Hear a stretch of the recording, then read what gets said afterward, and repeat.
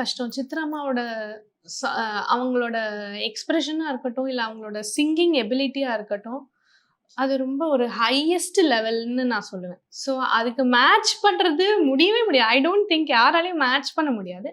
ஆனா அதுக்கு நோக்கி போலாம். சரி இந்த அளவு இந்த அளவு வேணா பெர்ஃபெக்ட் பண்ணலாம் அப்படின்னு வேணா ஒரு கோலா வச்சுக்கலாமே தவிர அதை ரீச் பண்ண முடியுமான்னு எனக்கு தெரியல. இப்ப நம்ம ஸ்வேதா மேம் எடுக்கும்போது அங்க வாய்ஸ் எப்படி டிஃபரெண்டா இருக்கும்? அவங்க அந்த பாட்டுல என்ன பண்ணுவாங்க? ஒருத்தரோட டோனல் குவாலிட்டின்னு ஒண்ணு இருக்கு இல்லையா? ஸோ அது டிஃபரெண்ட். அண்ட் ஃபார் சித்ராமா மோஸ்டா அவங்க நிறைய மெலடிஸ் பாடினதுனால இப்போ ஒரு சிங்கருக்கு இந்த மெலடி தான் அவங்களோட ஸ்ட்ரென்த் அப்படின்னு நம்ம அனலைஸ் பண்றோம்னு சொன்னா கண்டஸ்டன்ஸ் கிட்ட, ஸோ நம்ம அப்பவே சொல்லிடலாம். ஸோ சித்ராமா சாங்ஸ் உனக்கு சூட் ஆகும், நீ இந்த மாதிரி சாங்ஸ் எல்லாம் எடுத்துக்கலாம்.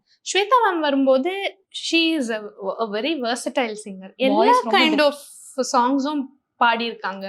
நம்ம அதனால இப்போ ஒரு யங்ஸ்டரா இருக்கும்போது அவங்க வந்து எனக்கு இதுவும் பாடணும், எனக்கு வெஸ்டர்ன்லயும் ஒன்று பாடணும்னா இவங்க கரெக்டான எக்ஸாம்பிள். பிகாஸ் ஸ்வேதா மேமோட நீங்க இது பாத்தீங்கன்னா சாங்கோட இதுவே பாத்தீங்கன்னா எல்லா ஜான்ரலையும் அவங்களுக்கு ஏதாவது ஒரு சாங் இருக்கும். ஸோ வெரி சேலஞ்சிங்கான யாராவது ஒருத்தவங்க வந்து எனக்கு இது மெலடிலையும் பாடணும், எனக்கு வெஸ்டர்ன்லயும் ஒன்று பாடணும் அப்படி இருக்கும்போது நம்மளுக்கு இந்த மாதிரி சிங்கர்ஸ் வந்து நம்ம சூஸ் பண்ணி சொல்லலாம். ஸோ ஸ்வேதா மேம் மாதிரி யூ கேன் ட்ரை.